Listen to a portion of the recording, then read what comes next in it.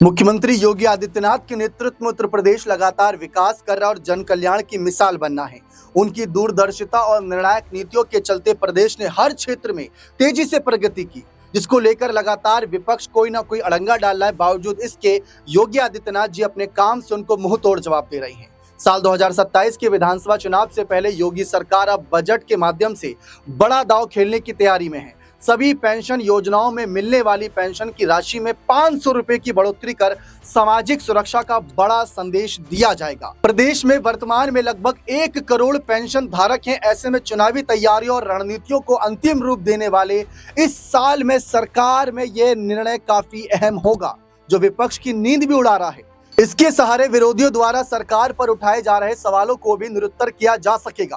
प्रदेश में वर्तमान में वृद्धावस्था पेंशन, निराश्रित विधवा महिला पेंशन और दिव्यांगजन पेंशन योजनाओं संचालित हैं। वर्ष 2017 से पहले सभी योजनाओं में 300 रुपए मासिक पेंशन दी जाती थी। भारतीय जनता पार्टी की सरकार बनने के बाद मुख्यमंत्री योगी आदित्यनाथ ने सबसे इसमें 200 रुपए प्रतिमाह की बढ़ोतरी की। इसके बाद एक मुश्त 500 रुपए की बढ़ोतरी कर प्रतिमाह मिलने वाली पेंशन को 1000 रुपए प्रतिमाह कर दिया था। अब इस राशि में एक और यानी तीसरी बार बढ़ोतरी की रूपरेखा बनाई जा रही है। 500 रुपए की बढ़ोतरी किए जाने पर पेंशन राशि पूरे 1500 रुपए प्रतिमाह पहुंच जाएगी। सूत्रों के मुताबिक इसके लिए संबंधित विभागों से योजना और उसके लाभार्थियों के ब्यौरे के साथ बढ़ोतरी के बाद बढ़ने वाले व्यय के संबंध में जानकारी ली गई। आने वाले बजट में सरकार इसकी घोषणा कर सकती है। वर्तमान में 67 लाख से अधिक बुजुर्ग वृद्धावस्था पेंशन पा रहे हैं। वहीं लगभग 40 लाख निराश्रित विधवा महिलाएं और 11.5 लाख से अधिक दिव्यांगजन पेंशन योजनाओं से जुड़े हुए हैं। इनके परिवारों को जोड़ लिया जाए तो पेंशन बढ़ोतरी का असर करोड़ों मतदाताओं तक सीधी पहुंच सकता है।